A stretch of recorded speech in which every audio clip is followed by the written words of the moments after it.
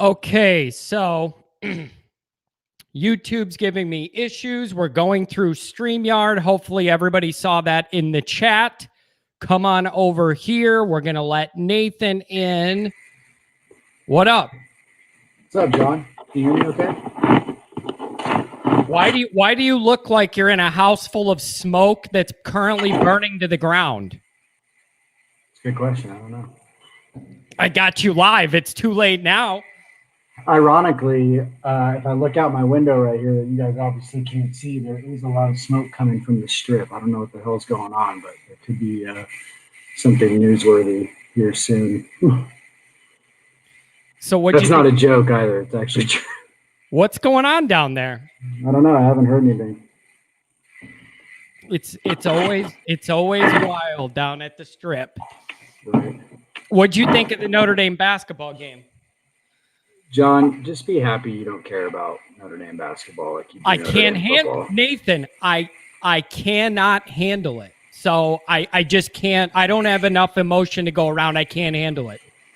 It honestly, it's the only thing they can hold their hat on is I think that they have a legitimate argument that over the last 10 years, they might have a team that was the best team in college basketball at one point in time. And I don't think Notre Dame football can say that.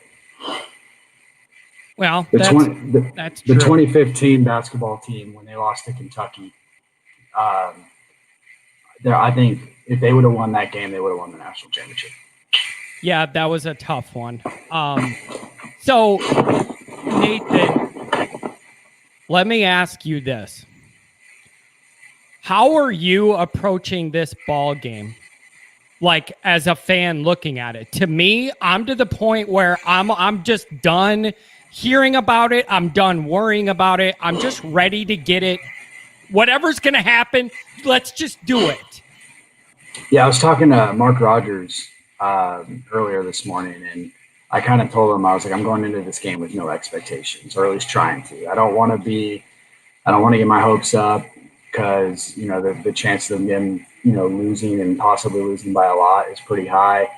And if they come out and pull out a victory, then I already know my emotions are going to be high enough when it happens. So there's no need for me, to get my hopes up in that regard. But and then on top of that, I mean, we've seen it before. I mean, the chances of, like I said, the chances of them losing, and then obviously losing by a decent amount, it's probable. And I think this is where the argument goes. I mean, me and you have kind of talked about this on the side and on social media and stuff as well. Being there is way more important, at least to me, than not having the opportunity to be there.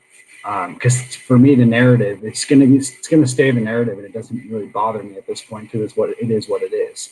Notre Dame's either going to start competing for national championships, whether that means better recruiting or better coaching, whatever, or they're going to kind of stay in this limbo area or get worse. So if you want to be a national champion and get to that level, you gotta be in a college football playoff and at least attempt to win those games. But see, like that's where I start to struggle, because it's like we always talk about that glass ceiling Notre Dame's trying to break through and all that, and it seems like we just keep getting right to that edge, and then the difference between us and that level is just, it's frustrating. And then I ask myself, like, what are we doing here? Like, is it just always going to be this? Or at some point will Notre Dame, I don't want to say make concessions, but do some things that you might have to do to get to that level? Or are they just totally fine with where we are? I think they might be. Yeah, I don't know why it took me so long to realize this. One thing I kept thinking of during that last Clemson game, the way that they play football and the way that they've recruited to play football is perfect if you want to beat all the teams that you are supposed to beat. And they've done that. I mean, I think even the most pessimistic Notre Dame fan can admit that they've beat the teams they are supposed to beat over the last 3 or 4 years. But the whole idea of getting elite offensive line play, a good rushing attack, and having these 50-50 go up and get it guys, it can work really well, like I just said, against everybody. You can't beat Alabama, Clemson, Ohio State, and then some other really good teams, on a yearly basis, like the LSUs and the Georgias of the world, when they have their rosters stacked up. If you don't have the downfield threats, you don't have the overall team speed, at least on offense, and in the secondary, specifically on defense, that can compete with those guys. I mean, I don't know how Notre Dame is going to be able to stop Devonta Smith on Friday night. I'm already having nightmares about that. And imagine if Jalen Waddle was still there. So, and then on top of that, Najee Harris is probably better than Eddie Lacy was in the 2012 game. And so it's one of those things where I think that there might need to be another tweak in their recruiting philosophy, because I think it did change in 2016 and it became, and it got them to what they're at now. But there needs to be some other tweaks in there to get them to another level that they're not currently at. Yeah, it's just a really frustrating spot to be. I talk about that all the time, that we're just locked in at very, very good. But it was really, really awkward. I was putting together my notes for the regular hour-long pregame show, and when I got to what I'm looking for from Notre Dame's defense, I don't have any answers, Nathan. What are you supposed to do? Because if you shut down one thing, the other thing that's just as good is going to be there. And if you, I just don't know what you do. How do you think Clark Lee's going to approach this? Be aggressive, sit back and try and keep everything in front of you as much as you can? I don't see a good solution. I think the game plan has to be to try to get in Mac Jones's face as much as possible. So, I mean, I'm not saying be overly aggressive to where you're going to leave your secondary out on an island, when every play. But Mac Jones isn't Trevor Lawrence. He's not a guy that's going to break out of pocket and hurt you from a containment standpoint. So you need to find ways to get him uncomfortable, force bad throws, force bad decisions, maybe throw a pick or two. Obviously sack him a few times here and there. And I think that's the one matchup that Notre Dame, I wouldn't say they have an advantage, but at least looking at Alabama versus Clemson, this is where Notre Dame's defense, like the bend but don't break, and possibly, put them in third and long situations. There might be a few more in there if the defense and Clark Lee can dial up a really good game plan.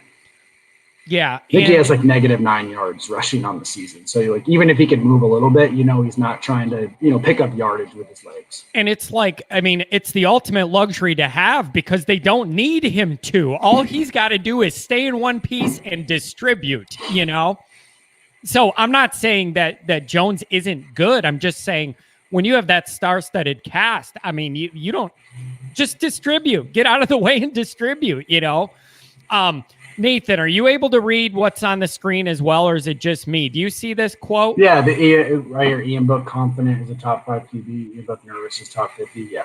I honestly, that kind of hits me. It's two different guys depending on his comfort level. Don't you agree? Yeah, no, absolutely. I think I was talking to some buddies about this earlier. The one thing that Ian Book does not do that separates obviously he's not as talented as Lawrence regardless, but from maybe a college QB standpoint that can win you a national championship.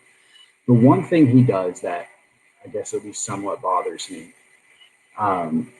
he does not throw guys open, and he doesn't throw the ball if the guy isn't essentially wide open.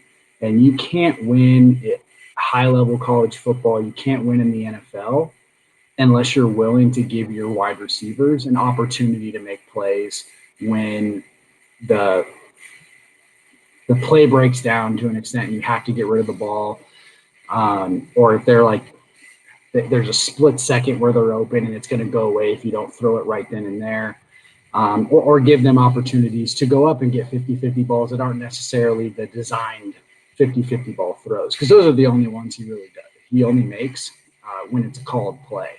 If Reese is like, hey, throw it 30 yards down the field and see if McKinley or Scarona can make a play, he'll do it. But if it's not his first read, or the guy doesn't look completely open to him, then he's not going to throw it. And that might be a little, it might have something to do a little with his height. Maybe he doesn't always see a guy crossing that's open, and then he's not open when he sees him. But it's too consistent of a thing for him for me to think that it's something that he could not work on. Yeah, and it's apparent to me offensively for Notre Dame to try and string out this game just to hang in striking distance. Notre Dame's going to have to take some chances offensively they don't normally take. Whatever that looks like, Ian Book throwing balls he usually doesn't throw, or whatever else they could come up with.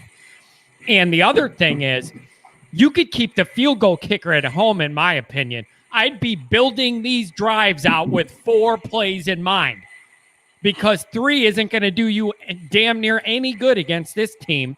So I would like to see him at least try and be aggressive, while at the same time, early they're going to try and run the ball and see if they could do it. It just can't turn into 1st and 2nd down into a wall, 3rd down, Ian Book's running in circles. That's what I'm afraid of, because all these big end-of-the-year games seem to end up looking like that on offense. And that's what I'm scared of. I've seen that movie enough, and I can't go through it again. It's going to be 8 years difference from Alabama last time. I'm going to feel like I'm watching the same thing. I just have less hair.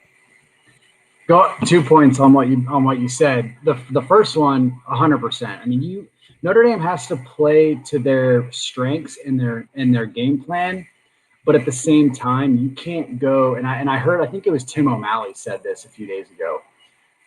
They went 0 for 2 on deep shots against Clemson. I don't care if you go 0 for 15 or 0 for 10, but you have to at least show Alabama that you're willing to do it, because it at least keeps them honest. And if you do it, you'll probably at least go 2 for 10, and maybe those 2 are really big plays that set you up for something. And then the second thing, this is where I think college football has a little bit of a parity problem, and I don't know if Notre Dame really has the chops or the ability to really get out of it, just kind of because of what they are and what they represent. But I think Notre Dame is significantly better than they were in 2012. But I also think you could argue Alabama is significantly better than they were in 2012. So there's this, in the past, I've said Notre Dame's closed the gap, but to an extent, they really haven't, because I don't know if it's widened, but it hasn't gotten any closer because the other teams have gotten also a lot better. Yeah, that's a very good point. Something I've talked about before. Now, if you want to compare the bar in-house between like what Notre Dame was doing, there's no doubt that the recruiting and everything's gotten way better. But like you said, it's way better. Honestly, Nathan, look at Ohio State. Who thought they were going to keep it rolling and maybe even get better after Urban left? And look at what they got going. I think this year they're not exactly the same they normally are. And then you have Clemson and Alabama recruiting the way they are. I don't know how you close that gap, but it's enough. Thinking about that is enough to drive me insane, because you see how healthy the program is overall and where we're at, beating the teams we should beat and all that. Getting over that hump. Is there anything that can do it other than recruiting more 5-star guys? You're the guy that hates it when I say, get more 5 stars, get more 5 stars. At what point does Notre Dame cap out at what they can be doing it this way? And then you got decisions to make. You got real decisions to make. Or am I just going crazy?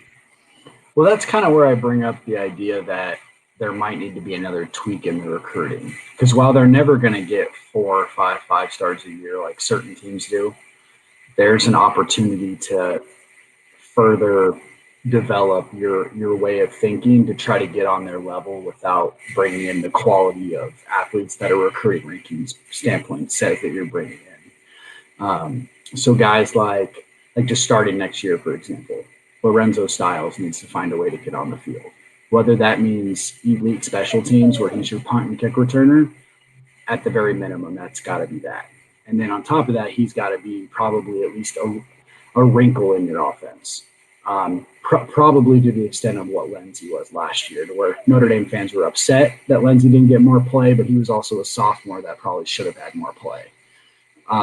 Did I see that Lindsey's back in the mix and is going to be a full go for this game, or did I read that, or what? Because I don't know what's going on with him. I mean, I don't know if that's just Kelly talk to try to keep Alabama honest to an extent, but until I see it, I'm not going to really believe that he has that he's going to get on the field. But I mean, it would be like I think we mentioned this before the Clemson game. It would be really nice if if he was, because him bringing he would be the one guy that you put in that wide receiver where Alabama was like, okay, he's at least going to run deep, and they're probably going to try to throw to him a few times if he's healthy. So if he's part of the game plan, I mean, I think that helps Notre Dame being able to do some different things for sure. Do you see this on the screen there? Avery Davis needs to throw a pass. People shouldn't forget that he was a quarterback.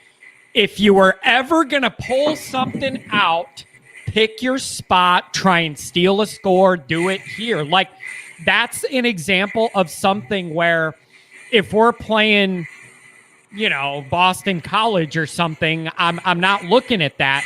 If you have anything like that, now's the time. Is it not?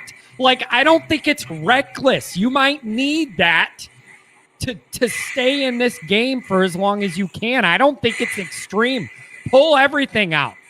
Right, yeah, and it's like I said earlier, it doesn't necessarily have to be to where you completely change your game plan, because if you do, it's hard to change what your identity is this late in the season. So you got to try to have the offensive line be your strength, the running game be your strength. But my problem with that is we just did it against Clemson and couldn't do anything. And now this team has more talent, and we're going to go run into a wall again. Being who you are is only good when you're winning. I'm sick of that. I'm going to lose it. That's what I'm getting at. If they do the same thing we saw against Clemson, I'm going to lose it. Be who you are. If you're losing, change who you are. I mean, welcome to the show. I agree and I disagree. I think Notre Dame will get blown out by even more if they try to be something that they can't do. I'm not saying to change everything, but it can't look anything like what it was against Clemson the second time. It can't. None of it worked. That can't be your foundation. It didn't work, and it ain't going to work against this team that has more talent. I can't handle it. The only thing I would argue on that stand is that I think Alabama's defense is vulnerable, and a healthy Clemson defense isn't necessarily as vulnerable. But I do agree. I mean, they 0 for 2 on downfield shots is inexcusable against Clemson. And that's not something that they've been about for a lot of the year anyway. I mean, you got to be they got to be balanced, but like you said, they can't. There's got to be some tweaks in there that at least give the perception that they can do more things. That's what I'm asking for. I know you can't change everything you're doing and start whizzing the ball all over. I know that. But the narrative of be who you are, do what you do, you just tried that 2 weeks ago and it didn't work at all. So I need to see this staff adjust off of that. I just don't understand. Like, here's an example, Nathan. You're getting my dogs riled up, Joan. Good. She's barking over here. Good. There is no amount of passes they could throw in this game to Michael Mayer where I'd say it's too many passes. Throw him the ball all over, wherever. Just do it. Give McKinley a handful of shots to go up and flip the field. I like the odds of that better than thinking Notre Dame can run a 12 or 13 play drive all the way down the field on Alabama. Right. I mean, I get they're going to try and do it, but I need to feel like Notre Dame's in this game to win it, not to minimize the embarrassment. Those are two different paths to me. They're two different mentalities. Does that make sense? Yeah, no, and I definitely agree with that if you're the Notre Dame coaches. I think from a fan standpoint, it would be awesome if Notre Dame was able to hang in there, even in a loss.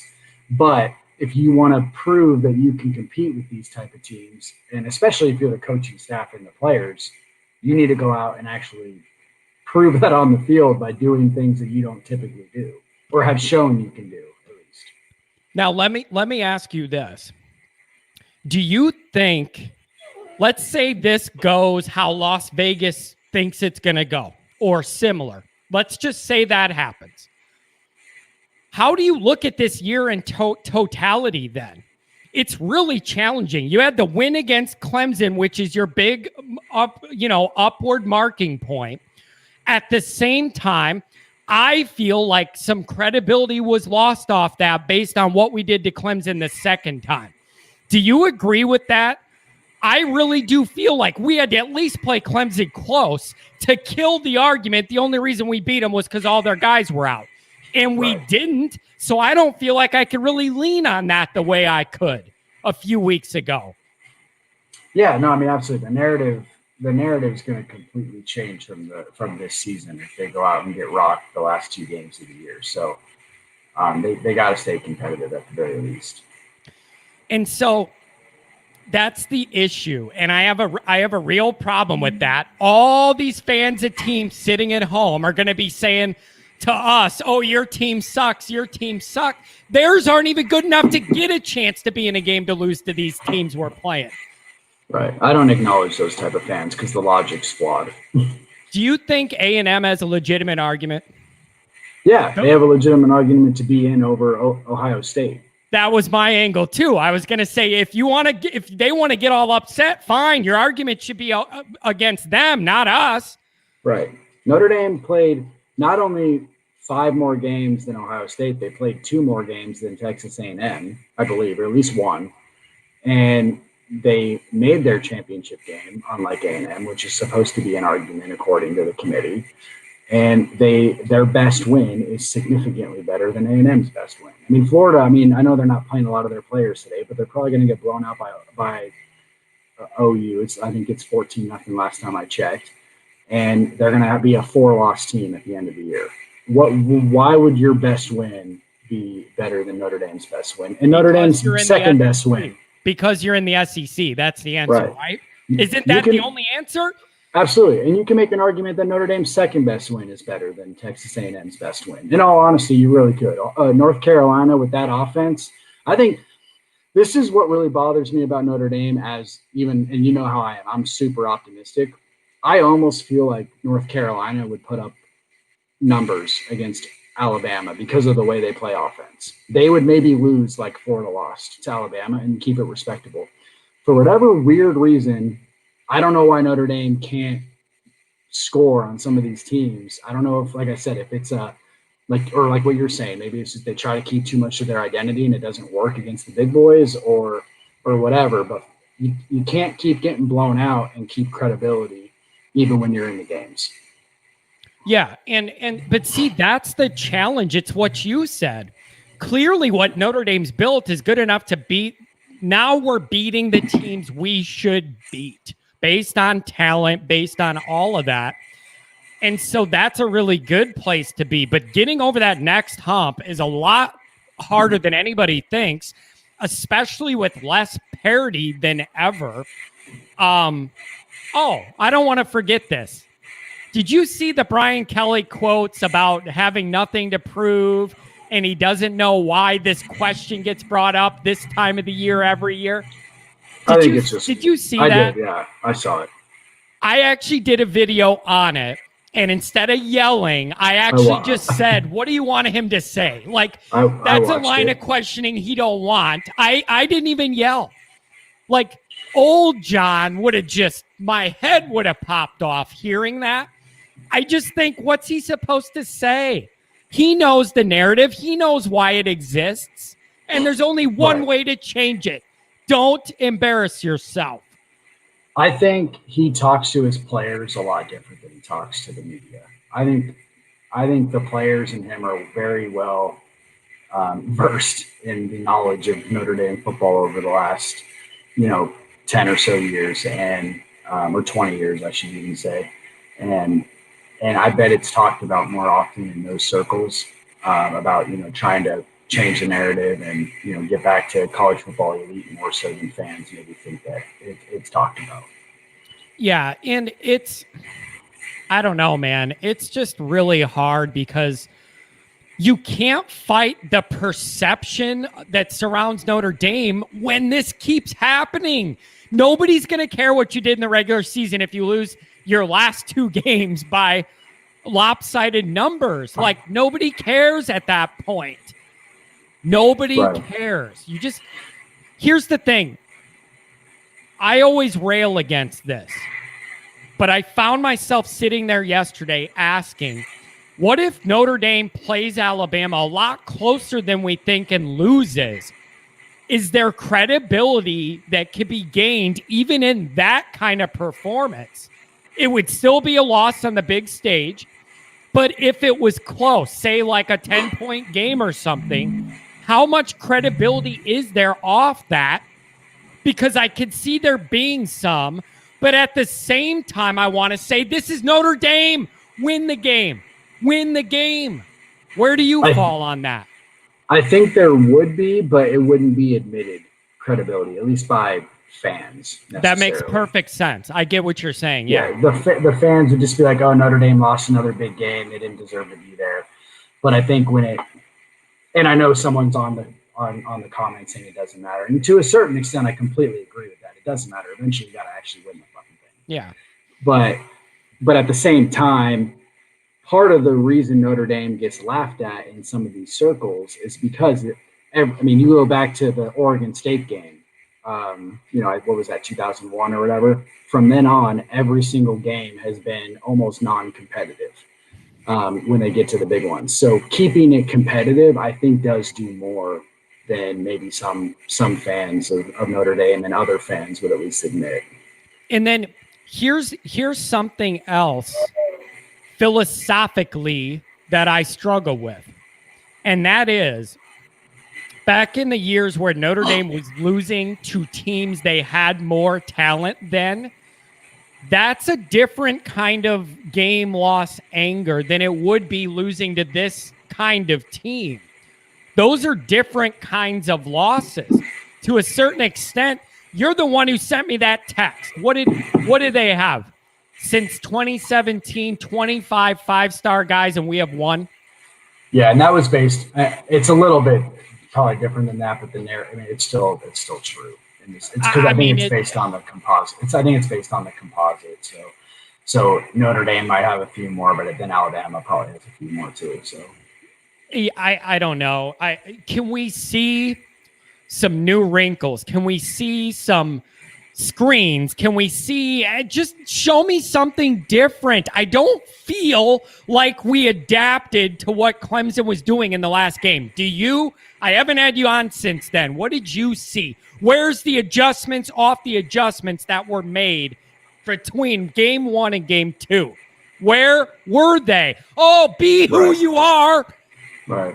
Well, that's what it seemed like. It seemed like, at least early on, Reese had a pretty good game plan because they were moving the ball the first quarter or whatever. And then once Venables pretty much shut that down in the second half, Book couldn't run at all. They pretty much contained the pocket really well, and he didn't have an answer. And that probably comes from Reese's inexperience to a certain extent. And but in a big game, it's hard to give him a pass for that. And you can't, because Clark Lee specifically from the get-go has been amazing at that. Second half adjustments and stuff like that. So, but I think a lot of it, honestly, I think we probably, even though we knew that the secondary was the weak link of this team, or at least the defense, it really showed, man.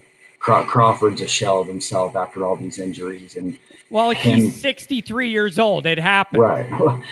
Well, yeah. And that, the fact that he's a 6th year, but yeah, no, I will say, I don't care how many injuries you have, if you're a 6th-year guy playing in college football, you're probably not as good as some people think you are. I thought, I think he was a really good player at one point, but unfortunately, just the injuries and stuff like that have really slowed him down. You're playing a 3-star true freshman at corner. I think Clarence Lewis has the chance to be a really good player, but against guys like, the players that Clemson and Alabama are producing, even as freshmen. That's hard to compete with. And then Nick McLeod, for as good as he's been this year, I mean, he was another 3-star guy and a fifth-year senior. So unless you're an offensive lineman that goes to Notre Dame, like I said, fifth-year seniors, sixth-year seniors, stuff like that, typically means that you weren't good enough to be in the NFL, and a lot of these other guys are. And that's not a knock on the players. It's just, for the most part, the truth. And I think the secondary is probably a bigger weakness than we originally thought.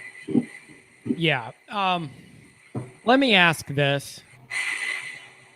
What if Notre Dame had, generally speaking, the same relative talent that they have on the roster, but they had Justin Fields, Trevor Lawrence type quarterback play? Keep all the other talent basically what it is, but insert one of those guys. How much do you think that changes the narrative or closes the gap? I think it definitely closes it. And we've talked about this several times. I mean, I think the QB spot is certainly, and I hate this question almost because Book is definitely not a weak link on this team overall. But it just goes to show you what the QB position and how valuable the QB position is overall in football. And if you have a absolutely transcendent quarterback like a Trevor Lawrence, I don't care if he was playing at Tulane, that team would be pretty damn good. And if they had Justin Lawrence, they had Trevor Lawrence playing for them, they're going to be a championship level team, I think, almost every year. You see what I put on the screen? I hope he's joking, is all I'm going to say. I'm just trying to stir it up here. I'm just trying to stir people up. So Phil is naturally more talented than Ian Book, but at least for this year's purposes, he wouldn't have. Notre Dame probably loses the game not named Clemson if Phil is your quarterback. Dude, Nathan, this is so awkward for me. I don't have that churning, nervous anxiety feeling I had like before the first Clemson game, before the second Clemson game, before the North Carolina game.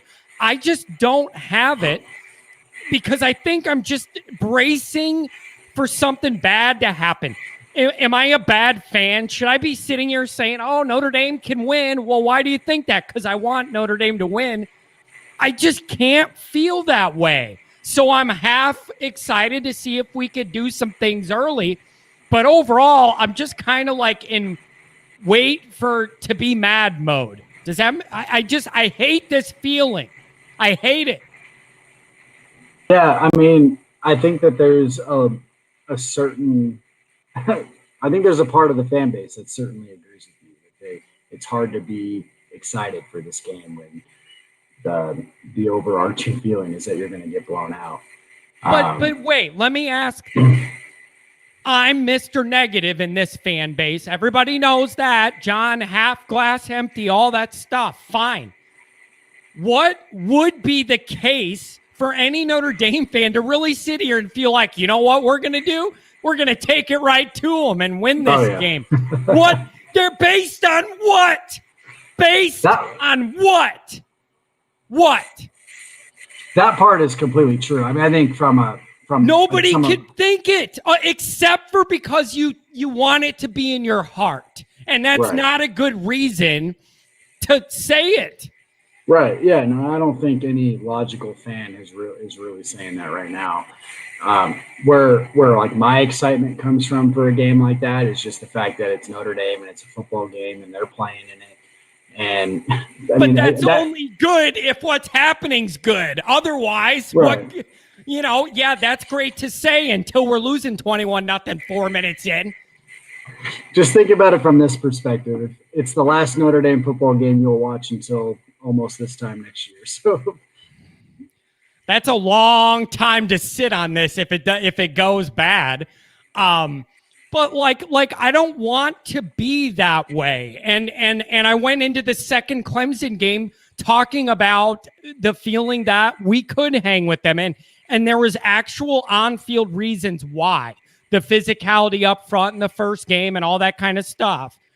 and it just didn't work the second time. And so now I want it to look good, but I'm not expecting it to. We've seen the movie too many times. Talk me off the ledge. There's not really a ledge to talk you off of. I will say the craziest thing about this is I think Notre Dame, and me and you have talked about this, so I'm pretty sure you agree with me in this sense. They 100% deserve to be in the college football playoff this year, from just the season they had, the schedule they had, who they beat in Clemson and some other teams. The fact that they are the biggest dog in playoff history really goes to show what the parity is like, because I don't think this Notre Dame team is even close to being the worst college football playoff team there's been. But it really goes to show, like I just said, while Notre Dame and maybe some other teams have gotten better, they haven't really closed the gap, and it's possibly widened. So it's really crazy to me that Notre Dame has to be put into this position where they're looked at as like the worst college football playoff team ever, but in reality, I don't think it's even close. See, that's a part of the overall frustration as a Notre Dame fan, because it just seems like even when you have a really good team and a really strong year, the way it looks like this could end, there's no way to make it more presentable when it is what it is this late in the year, these big games with everybody watching. Do you think the lack of parity is an argument for playoff expansion or not for playoff expansion? I've really thought about this. I could see arguments on both of those. I think actually 100%, yeah.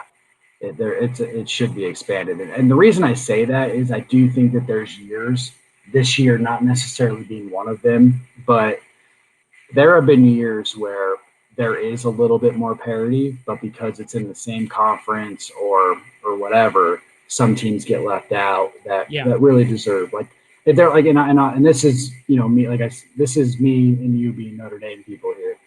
There have been years where like Georgia gets left out or LSU or whoever. I'm not going to go back the whole 6 or 7 years that the college football playoff has been around to figure out every team, but specifically some of those SEC teams that have had, that recruit on a high level and have played Bama or something like that really well in the regular season, but lost. They probably would have played them better than a Notre Dame or a Washington or an Oklahoma or something like that got in above them. So I absolutely think it should go to probably 8 teams. I don't think the argument for 6 is really that logical. I used to think that way, and I've kind of changed my mind. 8 teams to me is perfect because you get 5. You just put automatically the 5 representatives from the Power Fives, and then you get 3 at-large bids, and you go from there. And I think it'd be pretty fun most years. I think like I said, I think there's a legit argument that the number 8 team would put up a just as good of a fight against the number 1 and the number 4 at the time. Yeah, and that makes sense. And then here's what else will happen. I agree with you. I think if they're going to alter the format, if you're going to alter it, to some extent, 6 isn't going to be enough. If they're going to do this and it's a money grab, I think 8's the nice round number they'll go to. Also, that gives that committee more flexibility to include more teams. It's a lot easier of an argument for the 9th team to complain they should have been in than the 5th. You know what I mean? When you leave that next team out. And then if there's a Power 5 team you want to put in there that they think earned it and let them play, and then a couple of at-large teams. And I think that's how Notre Dame ends up in the playoff with 1 loss regularly. That would likely give them that flexibility. But the other thing I'm thinking about is, how does Notre Dame win one of these big games, postseason games? I'm almost thinking it's going to have to be a combination of Notre Dame having a really, really good year and some of these top teams losing and getting knocked out before they should, or just kind of catching a break somewhere. Because it doesn't seem like us just doing our thing is going to be enough.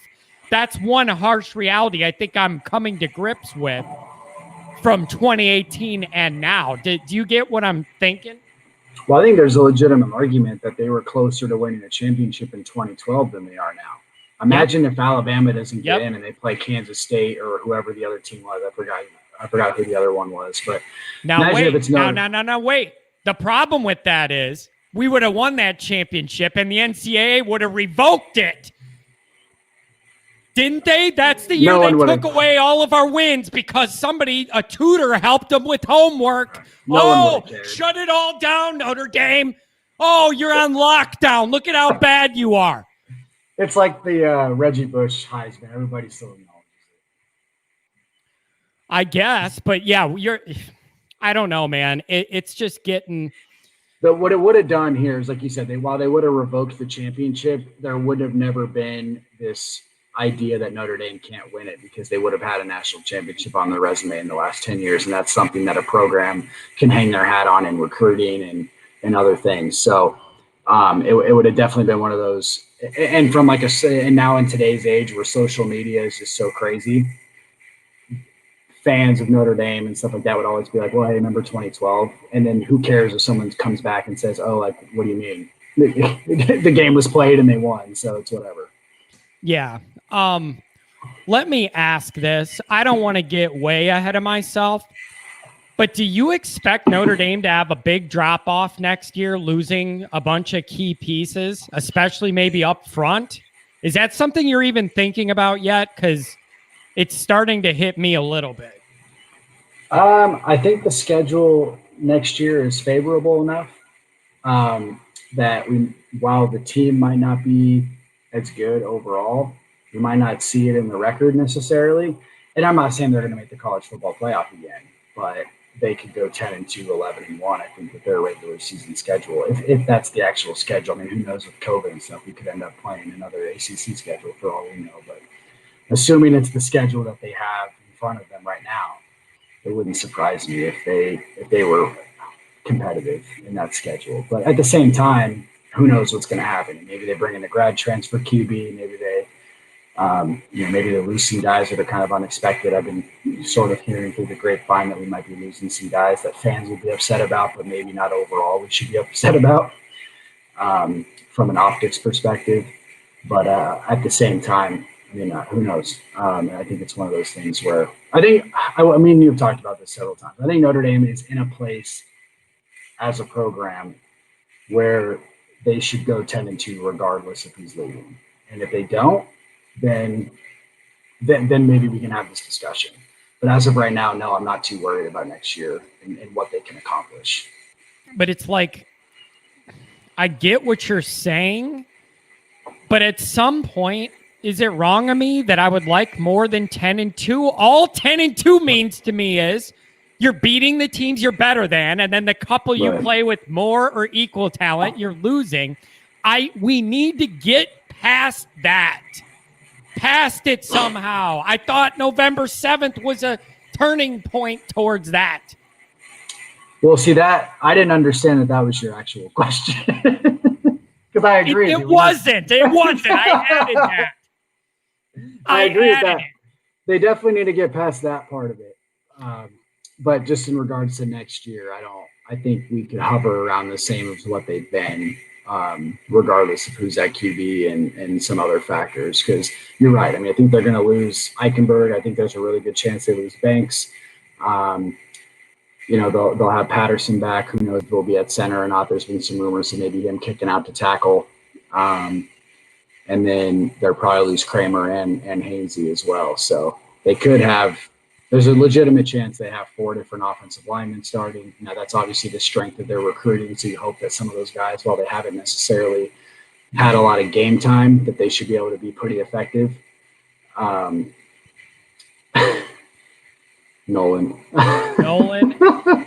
Nolan, I swear to God, I don't know if you're trolling me right now. Or he's not. He's not. Are you Nolan? Are you trolling me or are you being serious right now? I need to know. He's not. He's got to be. He's got to be. He's as positive as it gets, John. He's got to be trolling me. He's as positive as it gets. I'm telling you. Woo. Can I just tell you, Nathan? I want to tell you my plans for watching the game. Okay. My plans for watching the game are nobody is allowed to be anywhere near me, and I am locking myself in a room, and it's just going to be me and my little notepad for my notes. I don't want anybody around. Like, this whole thing is just such a weird circumstance. I don't even want to be near people, not even my family. I'm like, don't come over. Just, we're all doing our own thing. And I just want to sit there in a locked up place where I can't do any damage.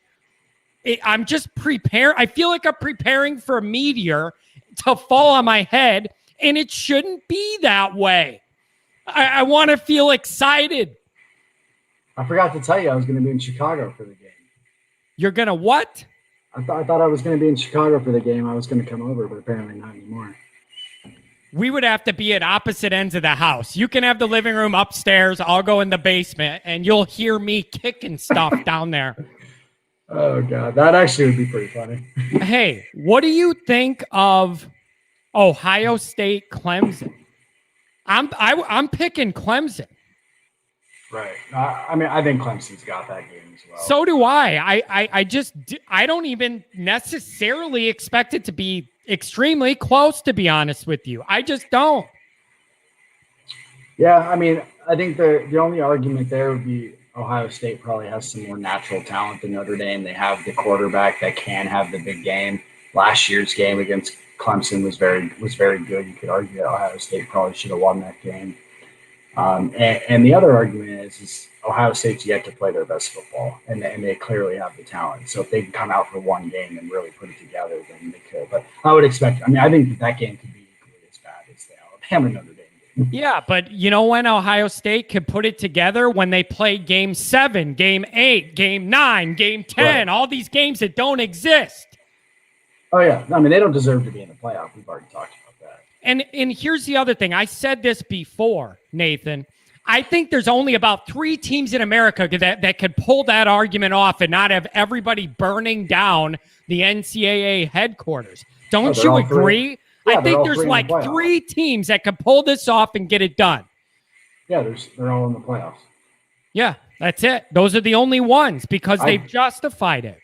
I tweeted that before the decision happened, like before we knew who was going to be in the college football playoff. And I said if Notre Dame and Ohio State schedules were reversed, Notre Dame would not be in the college football playoff. And I fully believe that. Yeah, that makes sense. But Ohio State would. Yeah. Obviously. Do you see this on the screen here? K-Chaps, John hates losing more than he loves winning. That's 100% accurate. Winning is the expectation. Winning is just what you're supposed to do. Winning is saying I did what I'm expected to do. Losing ruins your whole life. No, I disagree. You should expect to win. It isn't a coin toss. You go into it saying we're going to win the game. So when you do, you don't sit there and go crazy. You say we won the game like we knew we were, like we're supposed to do. Right? I disagree with that only because then why would you watch sports? Well, what's the point of watching if winning doesn't get you as more excited than losing? I think winning is it's obviously if you win a championship. I'm not saying to put on your suit and go back on the plane and just sit there in silence. I'm not saying that. But emotion-wise, losing, it carries with me forever. I can't stand it. I agree. I understand what you're saying in terms of like a premise standpoint, especially at a program like Notre Dame who has the history of national championships and stuff like that. But I do also think that team by team, winning is a learned trait. I don't think it's an expectation. Take Notre Dame basketball, for example, because we talked about this when we first came on. This Notre Dame basketball team has some talent. They really do. The junior class was probably the most talented recruiting class that Bray's ever brought in. But, I mean, for one reason or another, we don't have to get into this because no one cares about basketball, and that's not why they're here. But but that team has not learned how to win, and that's why they haven't beat a ranked team since 2018. They haven't learned how to win. And that's why they've also been in so many close games and not won off of a buzzer beater or some sort of other thing. Is they haven't learned how to do it yet. And Notre Dame football has learned how to win. There's a reason why they've made the college football playoff 2 out of the last 3 years and different things like that. What they haven't done is learn how to beat the better teams. And like I said, that could be a variety of reasons. They learned how to win. There's different levels to learning how to win. I would like us to learn how to win on the most high level. Right, exactly. And I know I got some people in here talking about the reasons behind it. I didn't want that to be a Notre Dame basketball chat. It's very clear that they don't have the depth and just different things like that. But for Notre Dame football, if you take that philosophy, it's like you said, there's depths to winning. Notre Dame football has very clearly learned how to beat the teams they're supposed to beat. They've learned how to be a very competitive football team in the landscape of what college football is right now. But they have not learned, and like I said, this could be a variety of reasons, meaning coaching, recruiting, just different things. It doesn't necessarily have to be on the field play. The program in itself has not learned how to beat the Clemsons and the Ohio States and the Alabamas of the world on a consistent basis. Okay, it doesn't have to. I mean, I'll take one. It doesn't have to be consistent. Give me one.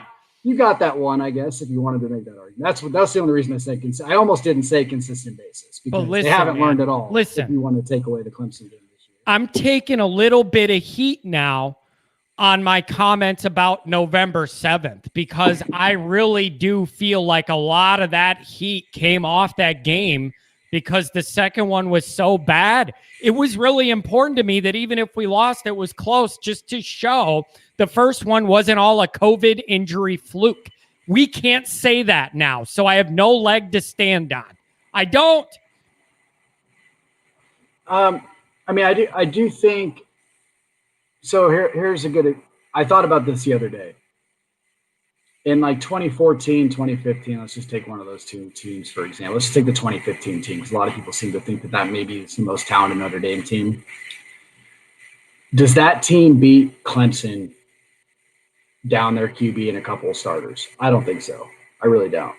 At least this type of Clemson team. The Clemson of 2015 is not as good as this Clemson team, so it's a different argument altogether.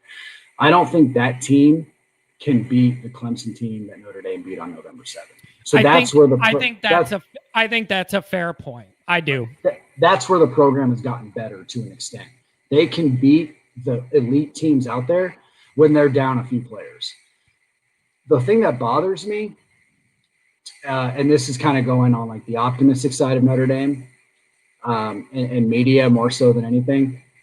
If Notre Dame in that game on November 7th, if the roles were flip-flopped, if Lawrence played and the other guys played, and Book was out, and Hamilton was out, or Owusu-Koroma, one of those two, and then a couple other like key players were out for Notre Dame, would anybody be talking about, oh, well, Notre Dame didn't have their players? That to me doesn't make any sense, because why can Clemson have that argument, but then Notre Dame, when they beat them, can't say, well, there were still a bunch of 4 or 5-star players that are going to play in the NFL one day and be really good players, DJ Ugalele included, who's probably the 3rd best QB in college football, in all honesty, which is crazy to think about. So they can beat an inexperienced, to an extent, Clemson team. So like we talk about next year where Notre Dame might be inexperienced to an extent.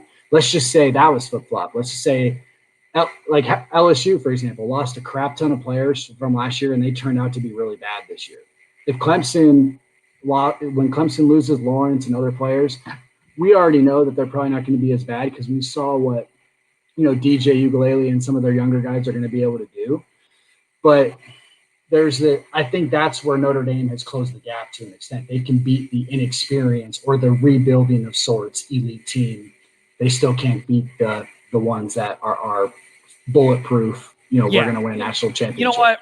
I will say this on that point. I think that's very, very fair. Even I'll say that's fair. So I do think it's fair to see what happened November 7th as incremental progress towards trying to get to that level. But then you look at what happened in the second game and what we have coming down the pipe, and it's just kind of hard to – you want more progress, okay? You thought November 7th was showing you that we were ready. And now I don't know. Now, here's the other thing, man. Notre Dame could somehow start out good in this game and make it a good game, and then maybe we're not having the same discussions next time. But I wouldn't bet my money on it. You're the one in Vegas. I wouldn't bet my money on it. I'll tell you that right now. Yeah. I just wouldn't. No, I mean, I want to really bad say that they're going to keep it close and probably still lose. And when I say close, I mean like maybe under the spread. Because I think even to a certain extent, that would give them a little bit of like, okay, at least you belonged in the game. But that's not what you want to strive for when you're a fan of a team, that, oh, you just belonged to be there. You want to say that you were there and you won the game, and that's why you belong to be there. Yeah. So I don't know, Nate. I am really, I'm really struggling with my feelings about this. I feel like I'm being ripped off because I want to be excited and I don't feel like I'm genuinely allowed to be because I just don't want to build this up. Do you know how many people have texted me or tweeted me DMs saying, I don't know how, but I'm starting to feel like we can play in this game and I don't like it. Like it's in your fan nature. In the Alabama nature. game? Yeah. In the Alabama game. Yeah. I've had a lot of people say, like, I don't know why, but I'm finding these ways in my fan mind to convince myself we could play with them. And it's dangerous. Honestly, and we've already talked about it a little bit, the only thing that gives me like the slightest bit of hope as a fan, actually there's two things, and we've talked about them both. Alabama's defense doesn't really scare me that much. They have some talent, but they've proven that they can give up some points. So maybe Notre Dame can score in the 20s or 30s, and that would at least be to a certain extent better than what they've done in a lot of these big games. Just the fact that they're able to put up some points. The second thing is that Mac Jones is not a running quarterback. And that's not to say that Clark Lee can't contain running quarterbacks. That narrative, I had someone telling me that after the Clemson game, that narrative has been completely disproven under Clark Lee. That was something that was a BBG and prior to Clark Lee type of thing. It was, they couldn't necessarily do well against running quarterbacks to a certain extent, but Clark Lee has just look at these messages, dude. Like, we need a miracle. I'm scared. Like, this is where we're at in a good year for Notre Dame. This is where we're at in a good year. And we're at the biggest game and everybody's freaked out. This is messed up, man. That's not the way it's supposed to be, but look at us. I'm really noticing this screen now. It does look like I'm like smoking. I told you, it looks like your house is on fire and you're fine with it. You're just going to sit there. We're going to do the stream. Everything's going to be burning and you're going to keep going till your Ethernet cord melts. Right. That's possible. Look at this troll. Look what he put on the screen. I don't know what his deal is with BBG and Joe Schmidt. I think he's related to both of them. I think that's why he likes Joe Schmidt so much, is that he made BBG look better. And he was just like, well, why doesn't everybody else make Brian Van Gorder look better? Maybe it's because there's like 3 people on the planet that can do that. Okay, Nolan Gentry. John, say my comment. My comment. There you go, Nolan. You're welcome, buddy. Thanks for joining this. Thanks for joining the stream. I think it was the one before. Bro. I think you meant the one before that, John. I don't know what you're talking about. Nathan, give me something good. What's one thing we could do in this game that you think is reasonable? Like the most realistic? Would it be slowing down the run, us running the ball, finding some passing lanes? What's one thing you actually feel confident we're going to be able to do fairly efficiently? Besides me drinking. Okay, you could count on that. I mean, I do think that the way you had to think about that, I don't like. I was more laughing because I know it's going to get discredited somehow. Not by you, but just in general. I don't think Alabama's linebackers are very good, so I do think that Notre Dame's tight ends being a strength of the roster could prove to be pretty effective. Can you still hear me? Yeah. Okay. I think my headphones broke, the new ones, but whatever. Yeah, no, that's really where you watch them on film, and tight ends and slot receivers have really kind of gotten to sideways passing. Dude, that is perfect. That's been the reason teams have been able to score on Alabama this year, is because their linebackers in space and stuff like that aren't very effective. They have Dylan Moses, for example. I know he's a pretty high-profile player, but to a certain extent, he's kind of like their Sean Crawford. The amount of injuries and stuff like that he has sustained throughout his career sort of made him a shell of himself.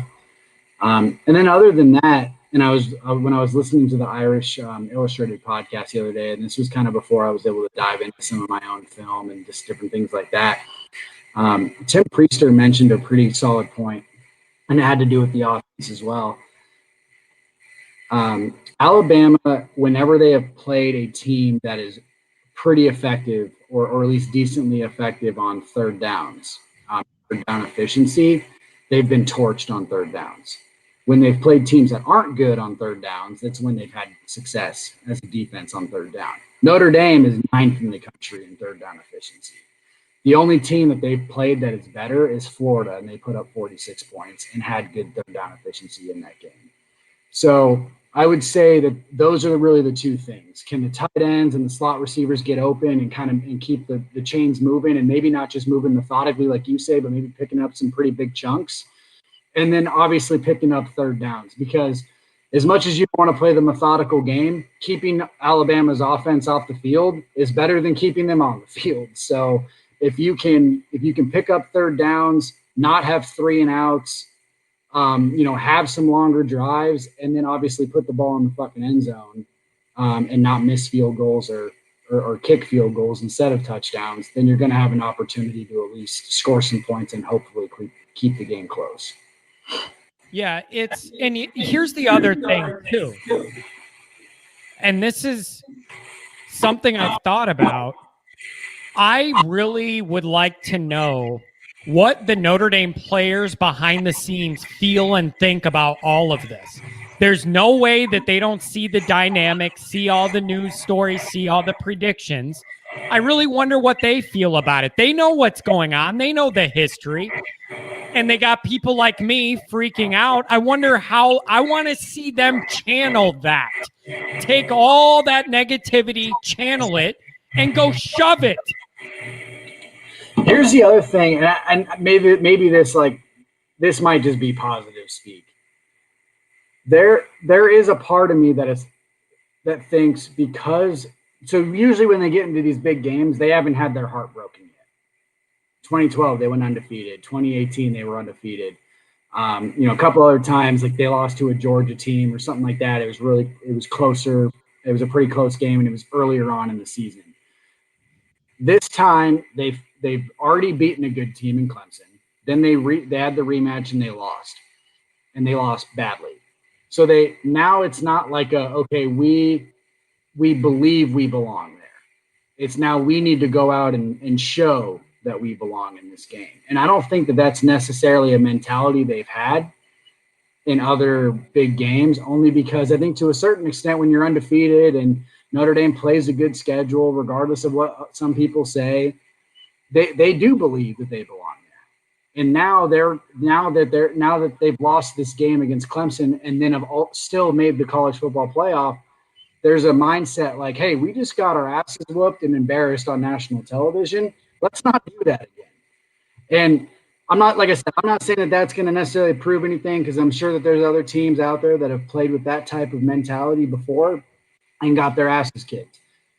But, if Notre Dame wants to prove that they're on the level of these teams, or at least can be for certain games or certain times, then, maybe that's the mentality they need to have, instead of coming in saying, hey, you know what, they need to be scared of us, because they're not scared of you yet. Yeah, exactly. And see, there's two different parts of my brain functioning at the same time. One of them is the practical, realistic side. And then there's this romantic Notre Dame side of me that wants to say, I lay there at night and I think, this is what Notre Dame football used to be all about.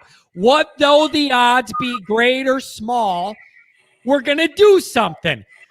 And now I feel like practically that just doesn't apply because the talent's too different. So what happened to that mentality of we're going to find a way, and Notre Dame making their brand off that? They got Guinness commercials on TV showing those moments. So the romantic Notre Dame side of me wants to believe it. I've just been burned my entire life. Every one of these games we've lost my entire life that I can remember. So it's very hard for me to have any kind of a buy-in other than waiting for something bad to happen. Well, and your boy Nolan just actually made a pretty good point. If they have a chance to win this game or keep it close, the first quarter needs to be a lot different than it was in the Clemson game. They need to start out fast like they kind of did on offense, but then they need to convert. And I don't care if that's necessarily one field goal and 2 touchdowns or 1 field goal, 1 touchdown, whatever. But you need to either be playing with the lead after the first quarter, or your offense needs to have some sort of confidence because they were able to convert a few times in the red zone and doing some other things. And I know that that's been an emphasis of theirs, throughout this week. I mean, that's kind of been talked about, that they've pretty much only ran goal line and red zone offense, third down offense and stuff like that. And I think it's because they realize if we want to win this game, that needs to be the best part of our offense. Because they do have a pretty good first and second down offense. They've shown that. And they've shown that they can move the ball down the field in between the 20s on a very consistent basis. Even against Clemson the second time around, at least early on, they need to – but what they need to do against Alabama and possibly, the next game after that, if they can get past Alabama, they need to do that 2 times in a row where – they don't only get to the red zone, but they convert when they're there. Yeah, that's a really good point. The red zone play calling, especially when they're entering like goal line territory, in that 5-yard line. I don't understand some of it, what they're trying to do. The fast start is key. That's what jump-started that entire first Clemson game. Oh, can Notre Dame hang? Can Notre Dame hang? And within 1 minute, Notre Dame's winning 7-0. So the quick start is huge here, and Alabama's really good at jumping up on you, 17-0 halfway through the first quarter and coasting. So early on has got to be everything. You better come out with a plan, know what you're doing, and be able to do it. Here's another person that wants Avery Davis to throw the ball. We got to get this. This is the time for it. Pick your spot. Figure out who you want to receive the pass. Have him do it. I love it. Go for it. What do you have to lose? Right. Go for it. And ironically, they've hinted at that a few times. I mean, he runs too many fake jet sweeps. He's ran a few jet sweeps. And there's been a few where I'm like, you know what? That looks like it's setting up for something in another game. And that's one of my favorite things about football and football plays in general. And if you're smart enough to kind of pick up on it, and I feel like I've gotten to that point in my football, like watching, I can usually see when I'm like, man, that looks like it's a play that is set up for a future game. And you see it all the time with most teams. And sometimes you don't get to that point where you're able to use it or something like that. But especially in NFL, I see it a lot. Like with the Sean McVays and the Sean Paytons of the world, and you really see it with those kind of guys. And Notre Dame is, I think, certainly hinted at the fact that they might give Davis a shot to throw it. And I think the other one, and no one's really talking about this one because it's a little bit more tricky and maybe more gimmicky to the point where you're like, well, why even do that? Why not just roll your offense out? But Jay Bramblett was a really good quarterback in high school. He's another guy that, I mean, he's not just going to like throw a dud. I mean, he can give you a good pass, and it's not just like a punter throwing the ball. I know that they did the stupid one earlier on in the season where he ran it, even though it was like an 8-yard run, and that looked like trash.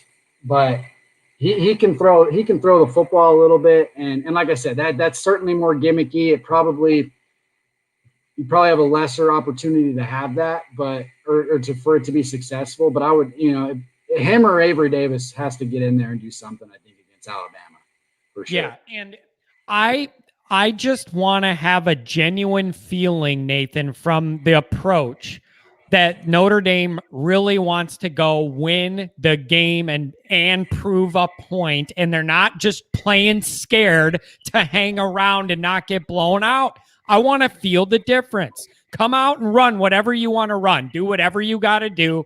You need points in this game. Points at the premium, no matter how good a Clark Lee defense is. They're going to get some points. You got to score. You need to find any way to score. Right. And the only part I kind of disagree to an extent is I think too much gimmick is almost playing scared because you're pretty much saying we can't beat you and we have to do these things. And while that might be true to an extent. Yeah, I believe that. That's because I believe it. And I believe it because you played a team with less talent 2 weeks ago and couldn't run the ball but for 44 yards. Right. So that is why I say it, because I believe it. Right, and I do, and I think this is where me and you disagree the most, to at least to an extent, that while you do got to do some things that you might not have done against other teams. I honestly believe if Notre Dame tries to get too cute or tries to do too much, they're going to get blown out more than what they would if they actually play their brand of football. I'm not saying all trick plays, but what I'm saying is this offense where you run the ball into a brick wall for 2 downs and then have your quarterback run in a circle 12 yards behind the line of scrimmage. I've seen that movie 20 times. I just need to see a different approach, even if it's as little as mixing up your run pass downs from the sequence they normally have been, doing some misdirection. I just wanted to see some of that against Clemson, and I didn't. I felt like we got 100% out-coached and out-adjusted in that game. 100%. Right, yeah, that part I agree with. I mean, it doesn't have to be gimmick plays, but it needs to be plays that put your weapons in open space, give them opportunities to not necessarily break tackles, but actually run for some yardage without having to worry about some guy right there. And you need to force the ball down the field at least a little bit, 100%. I think you have to do that. Why can't you just throw it to McKinley and see what he could do a handful of times? Just do it. Everybody else in the country with less talent than us seems to move the ball all over and throw it and do all that. And why can't we do it? Just do it. Your chat's blown up with speculation, John. I know. Let me worry about one nightmare at a time, okay? We don't need to worry about Jordan Johnson right now, guys. I want to worry about one problem at a time. That's going to be other stuff we might have to get into. Yeah, there could be some changes in the football program after this year, but that doesn't need to be talked about right now. I'm going to worry about one problem at a time, and that one, we're not going there. You should put Brendan Cordial's. Look at this, Brendan is more than cordial. True. Man, that is that's pretty impressive, actually. Imagine if that happened. If that happened, I would probably die. Like I would just that would just be it. And I would just die. You would probably. What if Notre Dame was up 28-0 in like the halfway through the third quarter? Would you jump on a live show right then and there and start? I mean, no. That's bad luck. No, there's zero chance I would ever do that. You are setting yourself up for something really bad to happen. No 45-0 in 5 minutes left. Yeah, 45-0, fine. But 28 points against that team, that's bad juju. No, I would never do that. All right. Rudy was offsides, roll tide. He's only offsides if they throw the flag. It's only a penalty if they throw the flag. And if you look at the grainy black and white footage, it's close enough. That's another thing we don't need to get into because I'm probably the biggest Rudy hater there is for a Notre Dame fan. So We're not going to get into that. I've had people unfollow me for that. I've had people say, I've had two people unfollow me for at least for reasons that they've mentioned to me. One was because I don't like Rudy, and he doesn't think a Notre Dame fan or someone could be a Notre Dame fan and not like Rudy. The other one was it was last year, and it was I said that Notre Dame was going to lose. Sorry, no, it was it was 2018 when they lost to Clemson in the championship game. So I guess technically it was last year. Because what was the game played on January 1st as well or whatever. But I said Notre Dame was going to lose to Clemson in the 2019 Fiesta Bowl or whatever it was, and he was like, "Well, dude, if you're a Notre Dame fan or whatever, you can't be predicting losses." And I'm that like, makes no sense. I was like, I'm also an analyst. It makes no sense. It's never made any sense. I don't understand that. It makes no sense. Right. You can't just pick your team because you want them to. There has to be reasons. Right. Well, and the other thing is, I'm also like, at least at that point in time, I was also an analyst. I wasn't just a fan. I had to try to put out some credible stuff, and I'm just if I pick Notre Dame to win every game, and that's not credible. Yeah, that makes sense. And the Rudy thing, I know way too many members of the Rudiger family very personally to get involved in any of that. So I'm not going there at all. I've been around too much. So we're just going to let that one go. That might be on your live show. We're just going to let that one go. Unless, of course, he wants to come on the show someday, which is something that has been talked about. I would do that. But it changes things when you know these people. You might ask for $5,000 out of you, John. Yeah, exactly, right? Let's see.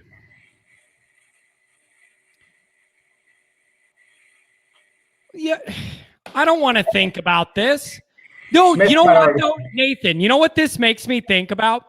How come in so many of our big games, the other team's receivers make the most crazy circus catches of all time, when they're playing Notre Dame? Georgia did it to us. Clemson did it to us in the second game.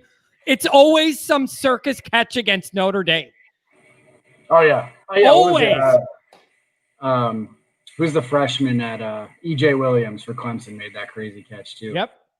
I guess in the first time around, Javon McKinley made a pretty nice catch. So we had ours against them the first time around. I'm still surprised they didn't say that ball hit the ground. I was fully expecting that to come back.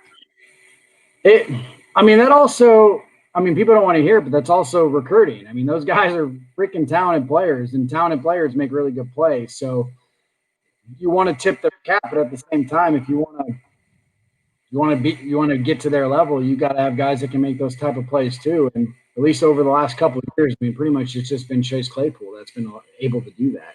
I mean, there were some really impressive catches Claypool made last year, and he would be a guy that would be really nice on this roster right now. Yeah, could you even imagine that? Think about that. We were watching him light it up with the Steelers. See, that's the other thing, Nathan. Why didn't we have more years of high-quality output from guys like Boykin and Claypool? Why is that one year where it's unbelievable and then they're in the league? That's a part of this bigger discussion. How do you get that kind of production out of guys for 2-3 years, not one, and then they're gone? Well, I'll give you the reason that people will hate first, because I think it's valid, and I'll give you another reason that I think is also valid, but people will say, okay, maybe bring in another coach, which, obviously we know Notre Dame fans kind of want that. First reason, and I do think this is actually, like I said, I think this is valid, and I've heard this is valid from some pretty credible people. There are a lot of guys that Notre Dame brings in that at least that first year specifically have a really hard time adjusting. And that's on the field and off the field. And if you don't have your shit together off the field, it's really hard to get your shit together on the field. And I'm not going to name names because I think that's irresponsible to an extent. But I think most people, Yeah. the program can think of some guys in the past. The other reason, and maybe even I would even say it's also up to it's or at least it's to a lesser extent. I do think that Notre Dame should probably try to throw out some guys there earlier on to give them some more opportunities.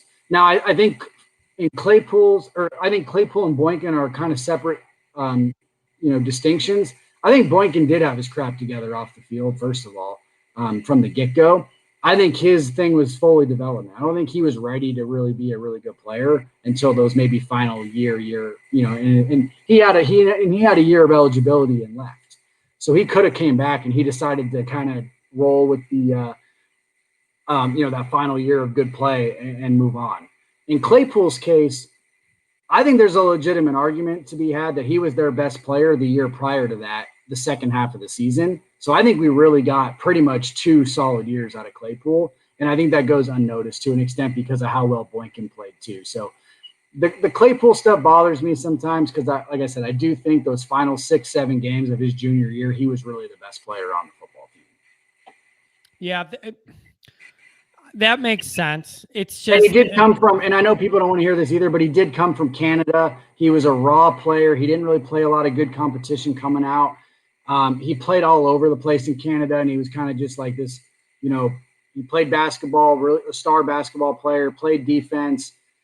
He wasn't a polished guy when he came to Notre Dame. And now we're seeing the reward of his athleticism because he's a tremendous athlete. We're seeing that. But some guys, and this is where Claypool and Boykin aren't necessarily the best examples, but some guys just take a little bit to be good. Other guys, like I said, can't get their crap together off the field, so that's part of it. But then you get guys like Hamilton. The one thing I will say in Brian Kelly's favor is there are plenty of guys, and you can think of plenty of guys that are 100% ready to go, and he puts them on the field. Hamilton's a really good example of that. Michael Mayer is a good example of that. Chris Tyree, to a lesser extent, is a good example of that. But I will say that there are probably a few guys that could handle it that he needs to let have the opportunity to attempt to handle it, and then maybe figure out later on that, okay, they got to be pushed back a little bit. But some of those guys, and let's just use Jordan Johnson as an example. Maybe Jordan Johnson deserved a fair opportunity this year to get on the field and then prove that he wasn't ready to go, if that was indeed the case. And I think some guys get pigeonholed into that, and they shouldn't. Yeah, I think that makes sense. I mean, it's just that's an ongoing conversation with Notre Dame fans, and especially, and with Kelly. Please put on this technical technician. What? I already know it's freaking Stylite doing something on YouTube. He's got a bunch of different aliases. Please put it up. I don't really care if it demeans me in any way. I think that's hilarious. This? There you go. You got it. Deceased. Diseased. You're diseased. You're not usually a homer. You're usually pretty neutral, aren't you? I mean, I think sometimes being positive gets mistaken for homerism. And someone said this the other day, and it made a lot of sense to me. I think it was an NFL draft expert. I don't understand, and this isn't you. I'm not taking a shot at you because I think everybody's different in the way they watch games and want to analyze games. I would not have fun watching sports if I didn't have like the positive attitude that something good could happen, or if I was just on everything that happened, and I wouldn't enjoy it. I just wouldn't enjoy it at all. And that's why. But like you said, and I appreciate you saying that. I don't think I'm a homer in any way. I think that I tell it how it is for the most part. I mean, even if technical technician is a real is a real person and he actually believes what he's saying, I would like him to go back on this feed or go back on this live show and listen to some of the stuff I said on how Notre Dame could possibly get back to the next level. But yeah. So wait a second. This is actually perfect because we have you pigeonholed on that end, and then there's a whole segment of people who are convinced I hate Notre Dame because of everything I say. So this is a really good blend here. We got a good balance. I have people all the time who think this is all a troll job and I really hate Notre Dame. No, right. I'm really hard on them like I would be your child that you love and want to act right, and you get mad when they don't. That's all. Well, now I'm wondering if the guy actually is real. I've never even seen his name before on Twitter. Don't worry about it. No, I get it. I just think it's funny more than anything. You and Brian Driscoll kind of, I think, get the same hate. Him and I do? Yeah. I wouldn't know because I've been blocked from his content for many, many years. Well, here's the reason. So I wouldn't know. Wouldn't know. Well, here's the reason I say it. I love Brian. He gave me a really good opportunity with Irish Breakdown, but he's not afraid to tell it how it is when it comes to his opinions, whether they're right or wrong or whatever. I think a lot of the times he is correct in what he's saying. But people kind of pigeonhole him into this same thing where they say he's a Notre Dame hater, he's a Brian Kelly hater, so on and so forth. And I don't think that that's necessarily the case with him. I think that there's other reasons why people don't like him, and that's up to them to have those opinions. But or up to them to have those opinions. Yeah, but yeah, no, it's just one of those things. Hey, let me change topics a little bit here. I don't want to keep you all night. But let me ask this. Do you have any inclination yet on how you would like to see the defensive coordinator process play out? Do you have a strong feeling of like in-house versus bringing somebody else in? For the defensive coordinator position, you said? Yeah. I think it's going to be in-house. I don't necessarily agree with that. I think Brian Kelly after 2016 started doing some good things, bringing some guys in that aren't his. And as much as I like Mike Elston as a recruiter and as a defensive line coach, I think to an extent there's a reason why he hasn't become a defensive coordinator. That part of it, I think, might be the fact that he hasn't necessarily cared to be one. And he's in a pretty cushy spot right now where he could probably become a head coach without the coordinator title. But at the same time, I'm sure at least earlier on in his career, he had ambitions about being a coordinator, and he got passed by, even by Brian Kelly. So, like I said, I don't know the full details on that, but if he did finally promote Elston to defensive coordinator, I think that would be the very safe move to do to try to keep continuity and different things like that. And I think in today's college football landscape, sometimes the safe move is the bad move. And I really don't care overall about, if a guy's going to leave after a couple of years, because that's also the way the college landscape is. I've heard some arguments like, oh, don't bring in Freeman because he'll probably be gone after 1 or 2 years. But look at Clark Lee. You brought him in with Mike Elko. He took over. He was the coordinator for 3 years. Now he's gone. Freeman has more experience right now as a coordinator than Lee did when he took over the Notre Dame job, obviously. So why wouldn't he be in? Why wouldn't he be able to, get to that level? So I would say bring in a guy like him, bring in somebody else, and go the riskier route and try to, go from there.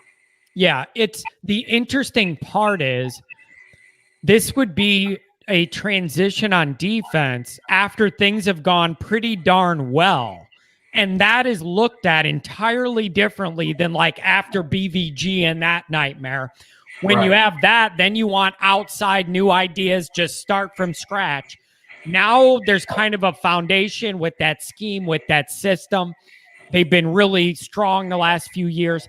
I think there's a stronger argument than there usually is to keep it in-house But again, if you could go grab Freeman or one of these other guys that is a better recruiter or can add to that a different pipeline, I'm into that. Anytime I can look at a fresh set of eyes recruiting for Notre Dame, I'm interested.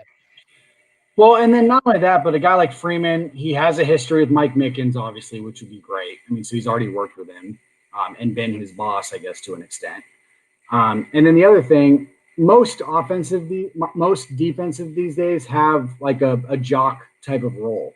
So this idea that they're not going to be able to find a role for Prince Colley and some other guys that might be more suited for the rover spot in Clark Lee's defense.